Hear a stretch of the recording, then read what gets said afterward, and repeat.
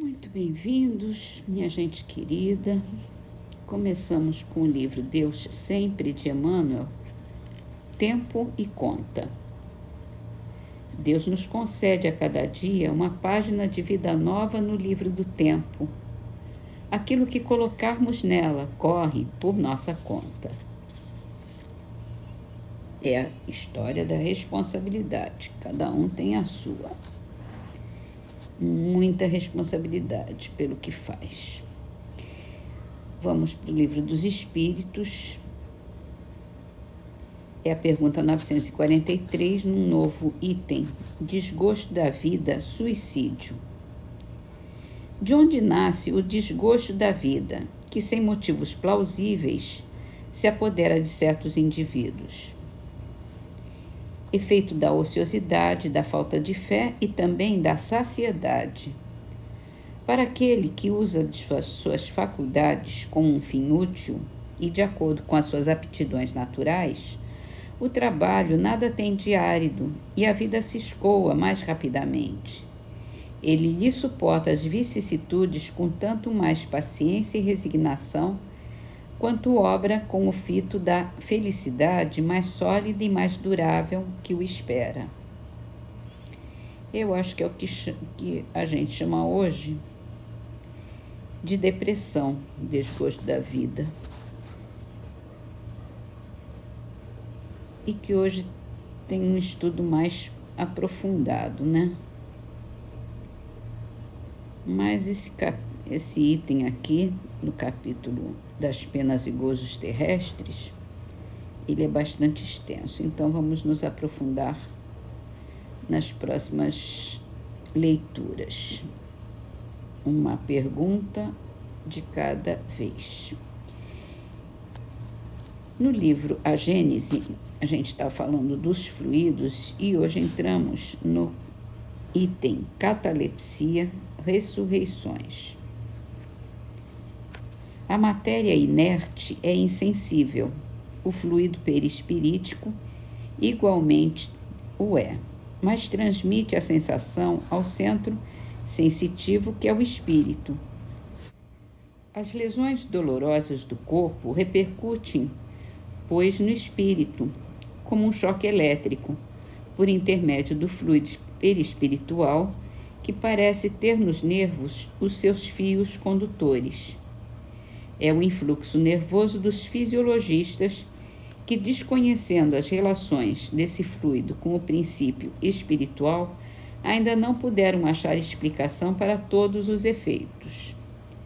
A interrupção pode se dar pela separação de um membro ou pela secção de um nervo, mas também parcialmente ou de maneira geral e sem nenhuma lesão nos momentos de emancipação, de grande sobreexcitação ou preocupação do espírito. Nesse estado, o espírito não pensa no corpo e em sua febril atividade atrai assim, por assim dizer, o fluido perispiritual que, retirando-se da superfície, produz aí uma insensibilidade momentânea. Pode-se também admitir que, em certas circunstâncias, no próprio fluido perispiritual, uma modificação molecular se opera, que lhe tira temporariamente a propriedade de transmissão. É por isso que, muitas vezes, no ardor do combate, um militar não percebe que está ferido e que uma pessoa, cuja atenção se acha concentrada num trabalho, não ouve o ruído que se lhe faz em torno. Efeito análogo, porém, mais pronunciado, se verifica em alguns sonâmbulos, na letargia e na catalepsia. Finalmente, do mesmo modo, também se pode explicar a insensibilidade dos convulsionários e de muitos mártires. A paralisia já não tem absolutamente a mesma causa. Aí o efeito é todo orgânico. São os próprios nervos, os fios condutores que se tornam inaptos à circulação fluídica. São as cordas do instrumento que se alteraram. Em certos estados patológicos, quando o espírito tenha deixado o corpo e o perispírito, só por alguns pontos se lhe acha aderido, apresenta a ele o corpo todas as aparências de morte e se enuncia uma verdade absoluta, dizendo que a vida aí está por um fio. Semelhante estado pode durar mais ou menos tempo. Podem mesmo algumas partes do corpo entrar em decomposição, sem que, no entanto, a vida se ache definitivamente extinta.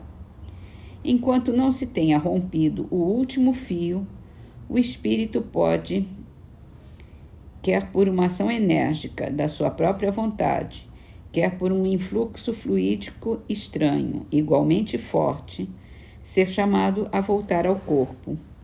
É como se explicam certos fatos de prolongamento da vida contra todas as probabilidades e algumas supostas ressurreições.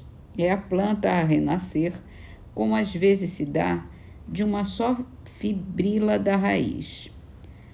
Quando, porém, as últimas moléculas do corpo fluídico se destacam do corpo carnal, ou quando este último tenha chegado a um estado irreparável de degradação, se torna impossível qualquer regresso à vida.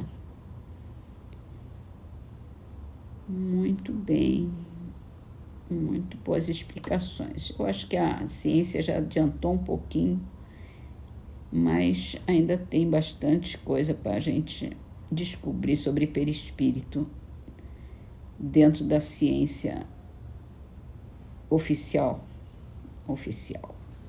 Vamos então terminar nossas leituras com a poesia de Aurílio Braga. Está no livro Orvalho de Luz. Chama-se Notas da Estrada. Guarda o sorriso no rosto se te supões infeliz. Quem se lamenta ou se queixa nunca está mal como diz. Saudade, quando aparece, ninguém sabe, ninguém conta. Parece flecha de mel, trazendo fogo na ponta.